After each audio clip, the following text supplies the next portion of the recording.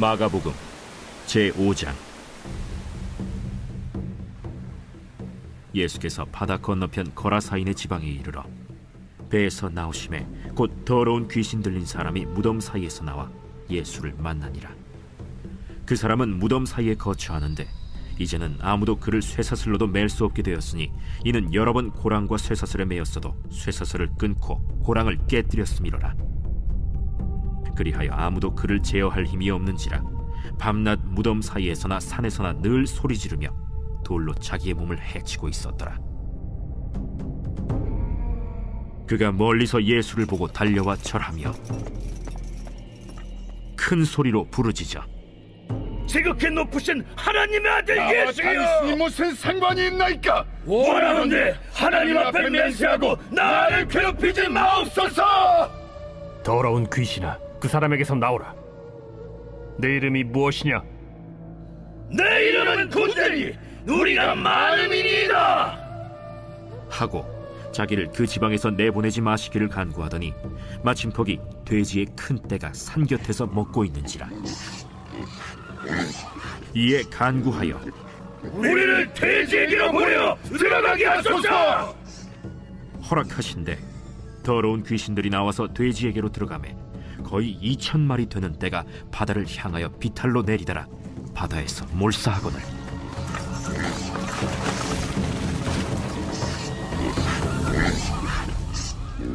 치던 자들이 도망하여 읍내와 여러 마을에 말하니 사람들이 어떻게 되었는지를 보러 와서 예수께 이르러 그 귀신 들렸던 자 곧 군대 귀신 집혔던 자가 옷을 입고 정신이 온전하여 앉은 것을 보고 두려워하더라.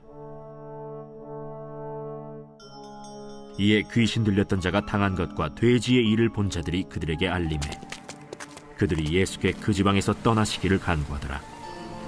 예수께서 배에 오르실 때에 귀신 들렸던 사람이 함께 있기를 간구하였으나 허락하지 아니하시고 집으로 돌아가 주께서 네게 어떻게 큰일을 행하사 너를 불쌍히 여기신 것을 네 가족에게 알리라. 그가 가서 예수께서 자기에게 어떻게 큰일 행하셨는지를 데가볼리에 전파하니 모든 사람이 놀랍게 여기더라. 할렐루야. 사랑하는 열린문교회 성도 여러분, 지난밤도 주님 주신 은혜와 평강 가운데 단잠 주무셨습니까? 아침을 깨우는 말씀, 화요일 이 아침에 주님께서 저와 여러분에게 주시는 말씀은 마가복음 5장 1절로 20절까지의 말씀입니다. 오늘도 주시는 살아계신 하나님의 말씀을 통하여 저와 여러분의 삶 가운데 선명한 성경적 기준이 세워지는 오늘이 되었으면 좋겠습니다. 오늘 본문의 제목을 매일 성경의 해설자는 광인을 잠잠케 하신 예수님이라는 제목을 삼았는데요. 말 그대로 오늘 본문에는 우리가 잘 알고 있는 거라사 지역에서 귀신 들린 그 광인을 치유하시는 그 예수님의 모습을 담고 있는 본문입니다.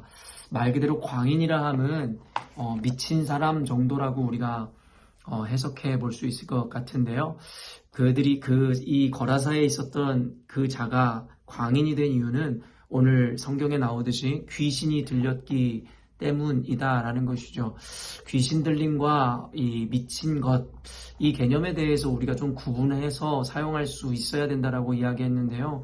의학적으로 말 그대로 이 정신질환을 갖고 있는 이들도 있을 것이기에 우리는 단순히 이 정신질환을 가진 환자를 무조건 귀신 들린 것처럼 취급하여 그들을 교회에 나와 무조건 기도해야 된다라고 접근하는 것은 상당히 잘못된 이 인식이고 개념이다라고 할 수 있을 것 같은데요.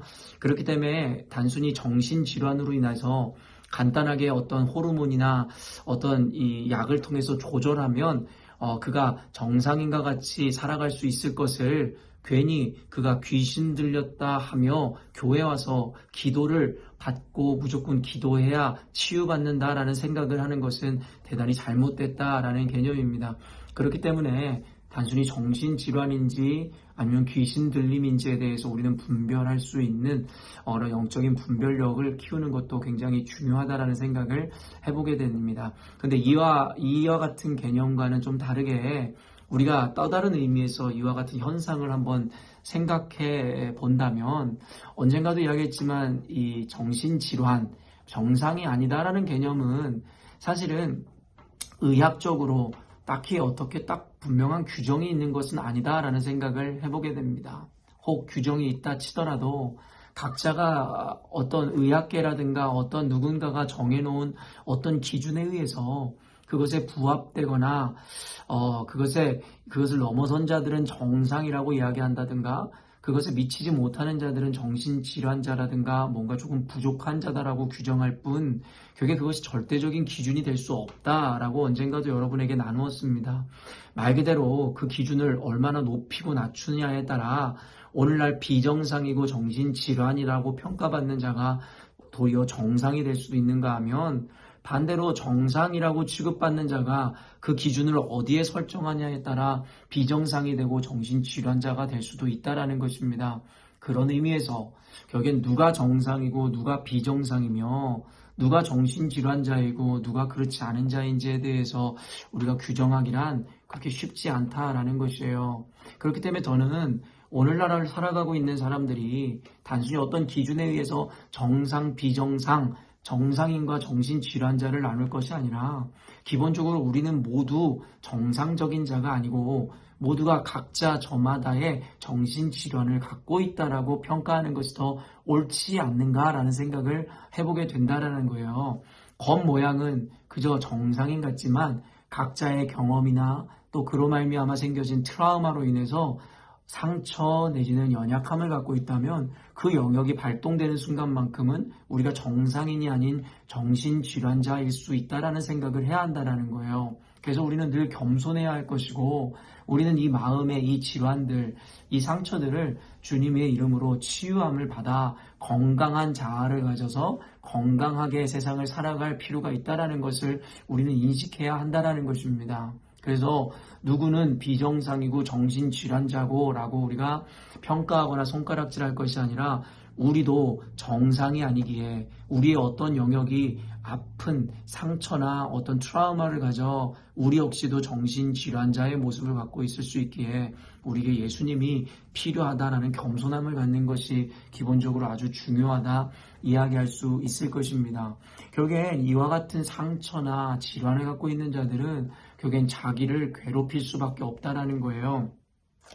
오늘 그 거라사에서 만난 광인이 하고 있는 행동을 보니 5절 말씀 보니 밤낮 무덤 사이에서나 산에서나 늘 소리 지르며 돌로 자기의 몸을 해치고 있었더라. 결국엔 이 정신질환자, 광인 내지는 귀신 들린 자는 자기의 몸을 해하더라는 것이죠. 사랑하는 성도 여러분, 사실은 귀신 들림이라는 게 우리가 생각하는 것만큼 굉장히 티가 날 만큼 저 사람은 귀신 들렸으니까 마귀 같고 귀신 같은 모양을 할 거라고 생각하지 마십시오. 말 그대로 영적인 의미이고 문제입니다. 사탄이 귀신처럼 우리 가운데 나타나서 우리를 미혹하거나 우리 가운데 역사하는 것이 아니라 가장 의로운 모습으로 가장 정상적인 모습으로 우리를 미혹할 것이다 라고 성경이 이야기하죠. 그렇기 때문에 귀신 들렸다 함이 단순히 흉폭하고 단순히 말 그대로 귀신 같은 모양으로만 우리들에게 나타날 거라고 생각하셔서는 안 된다라는 거예요. 종합적인 의미에서 이와 같이 정신질환이라든가 귀신 들려서 어떻게 보면 광인이 되어버린 모습이나 결국에는 우리 안에 딱히 뭐라고 구분할 수 없는 모양으로 오늘날을 살아갈지는 모르겠으나 결국엔 그로 말미암아 주어지는 영향이 무엇이냐면 자기를 끊임없이 괴롭히고 자기를 해하더라는 것이죠. 그런 의미에서 단순히 누구는 귀신 들렸고 누구는 정상이고 이렇게 이야기하지 마시고 아까 이야기한 개념처럼 우리 안에도 마귀가 역사할 때에 우리는 귀신 들린 자와 같은 순간을 경험할 수도 있다라고 생각해 볼 수도 있다라는 거예요. 그래서 마귀의 유혹을 당하거나 순간 시험에 들거나 어떤 어리석음을 나타날 때 우리도 그 순간만큼은 마귀의 미혹을 당하여 귀신 들린 자와 같은 행태와 모양을 나타낼 수 있다라고 생각하는 것이 조금 더 보편적인 적용일 수 있다라는 생각을 합니다. 그런 의미에서 이와 같이 귀신 들리거나 그와 같은 영향에 있을 때에 그에게 나타나는 현상은 자기 몸을 해하더라는 거예요. 이 영상을 보는 우리 열린문교회 성도 여러분, 여러분도 어떠한 잘못된 상처 내지는 개념 또 그것을 틈타 우리를 미혹하거나 유혹하는 마귀의 시험에 들어 얼마나 자기를 해하고 자기 마음을 상하게 하고 실제로 자기 정신을 어지럽히는 일들을 우리가 얼마나 많이 자행해 왔는지를 한번 돌아보았으면 좋겠습니다. 그런데 늘 이야기하지만 단순히 자기만 괴롭히는 개념에서 끝나는 것이 아니라 이 영향은 남에게도 미쳐지더라는 것이죠. 결국에는 그래서 어떻게 되어 있는 거예요? 그 광인을 사람들은 쇠고랑으로, 쇠사슬로 여러 번 그를 묶으려고 했었다라는 거예요. 그러나 힘이 얼마나 셌든지 늘 번번이 그 고랑을 깨트리고 결국에는 사람들의 시도가 수포로 돌아갔다라고 성경에서 기록하고 있죠. 우리는 단순히 이것을 실제적인 쇠고랑으로만 생각할 것이 아니라 영적으로 우리를 묶고 있는, 여러분 그 개념들을 한번 생각해 보아야 한다는 것이죠.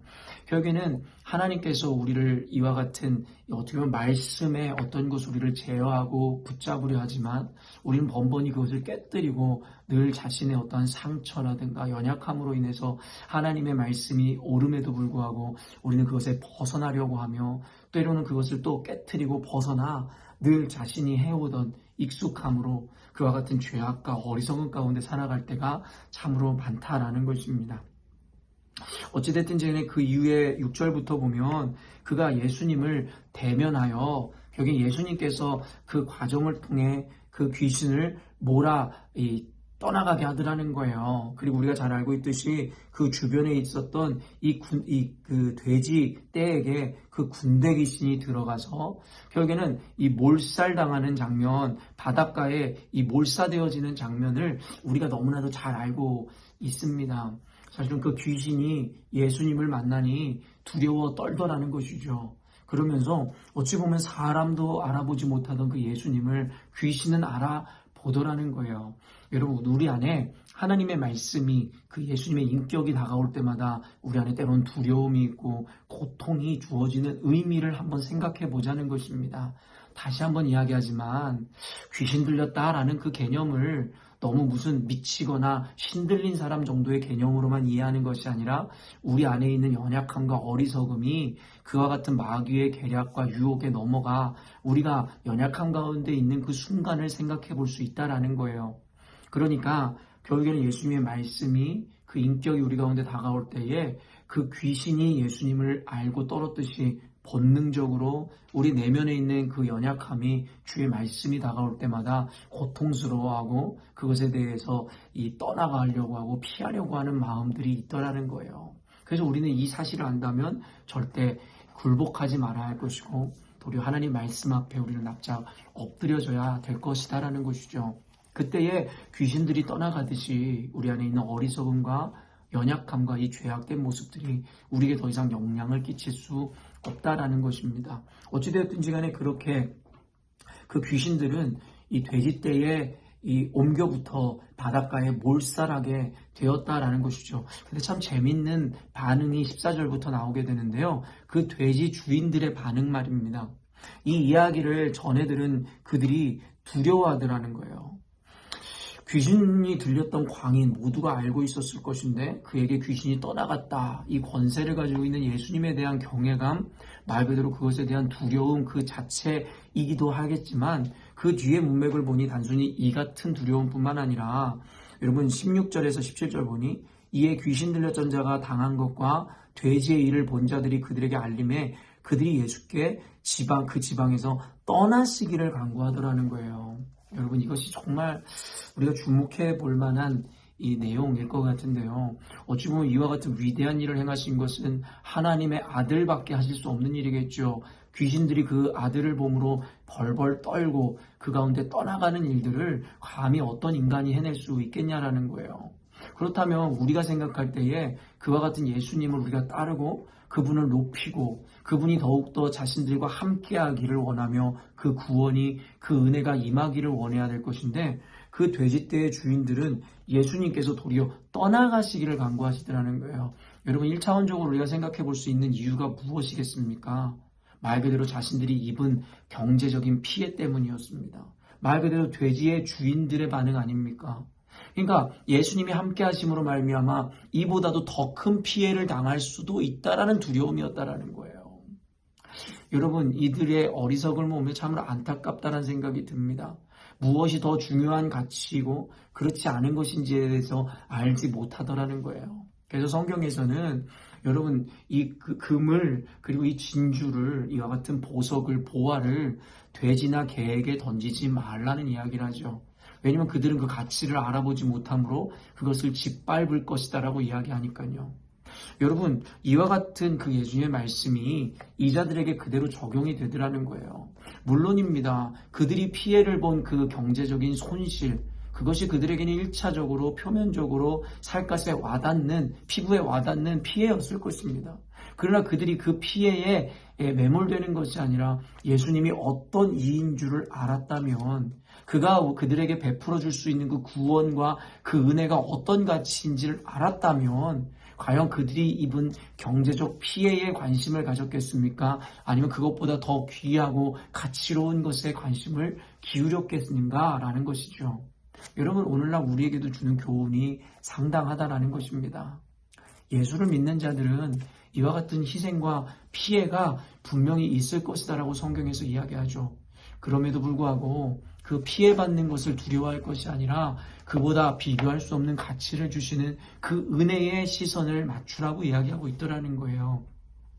사랑하는 열린문교회 성도 여러분, 예수님을 믿는 믿음 안에 우리가 살아갈 때에 이와 같은 여러 가지 헌신과 희생, 우리가 드려야 하는 것이 물론 있을 것입니다. 그러나 그것을 피해라고 생각하지 마시고 더 귀한 가치, 비교할 수 없는 그 은혜를 우리의 것으로 우리가 소유하고 그것을, 그 가치를 받아내는 자들이 되기 위해서 우리가 당하는 그 피해와 헌신에 우리는 너무나 그것으로 인해서 너무 큰 가치를 두지 말아야 될 것에 대해서 우리는 생각할 수 있어야 한다라는 것입니다. 그리고 여러분 그 18절부터 또 귀한 의미들이 등장하게 되는데요. 결국에는 18절 보면 예수께서 배에 오르실 때에 귀신 들렸던 사람이 함께 있기를 간구하였으나 허락하지 아니하시고 그에게 이르시되 집으로 돌아가 주께서 내게 어떻게 큰 일을 행하사 너를 불쌍히 여기신 것을 내 가족에게 알리라 하시니 그가 가서 예수께서 자기에게 어떻게 큰 일을 행하셨는지를 데가볼리에 전파하니 모든 사람이 놀랍게 여기더라. 여러분 귀신 들렸던 사람이 그 해방감을 체험하고 경험함으로 말미암아 예수님을 경외하더라는 것이죠. 그래서 예수님을 따르고 그와 함께하기를 원했다라는 거예요. 여러분 그 가치를 알게 되고 경험한 자들은 그 예수님과 함께하기를 원하더라는 것이죠. 근데 여기서 영적인 의미를 돌아보면 예수님의 최종 목적을 알게 되는데요. 예수님은요, 그저 우리에게 예수님을 잘 믿게 하기를 원하시는 것이 그의 최종 목적이 아니라는 거예요. 그러면 최종 목적이 무엇이겠습니까? 바로 그 예수를 전하는 것입니다. 여러분, 우리가 때로는 착각하는 것이 무엇이냐면 그저 하나님께서 교회에게 그리고 우리 삶 가운데 오롯이 우리의 구원과 우리에게 주시는 그 은혜 자체가 최종 목적일 것이다라고 생각하는 경향이 있더라는 거예요. 초대교회 이야기를 했지만 성령님께서 임하셨을 때 그들은 서로의 것을 자기의 것이라고 여기지 않으며 모든 것을 통용하는 은혜가 있었고 날마다 교회에 모여 찬송과 기도하는 소리가 끊이지 않았다라는 거예요. 근데 하나님께서는 최종적으로 원하셨던 것이 그들이 모여 떡을 떼고 나누고 단순히 자신들끼리 은혜 받고 즐거워하는 것을 원하시는 것이 아니었다라는 거예요. 그래서 그렇게 좋은 교회에 하나님께서는 핍박이 몰아닥치게 하시고 결국엔 그들을 디아스포라 하심으로 여러분 전 지역에 복음을 전하게 하셨다라는 것입니다. 사랑하는 성도 여러분, 우리가 전도하기 이전에 물론 먼저 그 복음을 그리고 예수를 잘 믿고 잘 아는 것이 너무나 중요합니다. 그러나 그것만을 최종 목적으로 삼고 목표로 삼아 거기에 머물기만 하라고 예수님께서 우리에게 그 복음을, 그 은혜를, 하나님의 인격을 경험하게 하시는 것이 아니다라는 거예요. 그렇기 때문에 이 신앙을 자기 만족과 자기 평강과 자기 위안으로만 삼는 것은 대단히 위험하다라는 것입니다. 복음이라는 것은 여러분 고여 있으면 안 되는 거예요. 나라는 삶에, 나라는 자의 존재 안에 그 복음이 여러분 그저 갇혀 있으면 안 된다라는 거예요. 우리가 흔히 이런 얘기를 하잖아요. 물이 한 곳에 고여 있으면 결국에 썩게 된다라는 말. 아무리 맑은 물이고 건강한 물이어도 고여 있으면 썩게 되어 있습니다. 이 복음이라는 것은 우리에게만 주어진 것이 아니라 우리라는 통로를 통해 흘려보낼 때에 그 복음의 가치가 더욱더 온전해지고 완성됨을 잊지 않으셨으면 좋겠습니다. 그런 의미에서 우리 열린문교회가, 그리고 이 영상을 보시는 여러분이 진짜 건강한 신앙인이라면, 하나님의 은혜를 바로 깨달은 자들이라면 자신들만 은혜 받고 구원받고 만족하는 것을 우리 최종 목적으로 삼는 것이 아니라 그것을 흘려보내서 한 명이라도 더 많은 자들이 그 은혜에 동참하게 하는 것을 소망할 수 있어야 한다라는 것입니다. 사랑하는 열린문교회 성도 여러분, 예수님께서 오늘 그 광인을 찾아가서 그 귀신을 몰아내시고 그를 건강한 자가 되게 하셨고, 그리고 이제는 그 건강한 자를 통해서 또 다른 자들에게 복음을 전하시는 이 맥락들을 통해서 하나님께서 우리 열린문교회 성도들을 훈련시키시고 건강하게 하신 그 이유와 그리고 목적을 다시 한번 생각해보는 오늘이 되었으면 좋겠습니다. 예수 믿어 구원을 얻은 여러분, 그리고 그 은혜를 간직하고 있는 여러분, 오늘 이 말씀을 의지해서 그 복음을 전파해 보시지 않겠습니까? 주변 사람들에게 여러분이 경험한 하나님, 여러분이 경험한 그 구원을 전하심으로 예수님의 온전한 목적과 부르심에 합당한 삶을 살아내시는 저와 여러분이 되었으면 좋겠습니다. 함께 기도하겠습니다. 사랑하는 하나님, 오늘도 말씀을 통하여 우리 열린문교회 성도들에게 가장 중요하며 또한 가장 시기적절한 말씀을 주심이라 믿습니다. 그동안 우리가 복음을 배워왔고 훈련받았으며, 그리고 그 참 복음 안에 주시는 자유와 은혜를 누렸다면 단순히 오롯이 우리를 위해서만 주신 은혜가 아니라 이제는 우리라는 사람과 통로를 통해 하나님 더 많은 자들에게 그 복음을 전하라 말씀하시니라 믿기를 원합니다. 오늘 거라사에 있었던 그 광인을 정상인으로 바꾸시고 그를 통해 복음을 전하셨던 주님, 이젠 우리 열린문교회 성도들이 때가 되어 자신들만 제자화되고 훈련받아 하나님의 은혜를 누릴 것이 아니라 이제는 자신들이 변화함을 입었고 그 구원의 기쁨을 누렸다면 이제는 한 명이라도 더 많은 자들에게 이 복음을 전하여 함께 구원받고 함께 그 은혜를 누리고자 하는 마음들과 그 열정들이 우리 가운데 샘솟게 하여 주옵소서. 오늘 말씀을 듣고 깨달은 자들마다 실천으로 옮기는 오늘 하루가 되게 하시고 그런 그들의 발걸음 가운데 주님 함께하여 주실 줄로 믿고 감사드리오며 거룩하신 예수님의 이름으로 기도합니다. 아멘. 사랑하는 열린문교회 성도 여러분, 오늘도 주님께서 허락하시는 가장 복되고 귀한 하루를 우리가 맞이하게 되었습니다.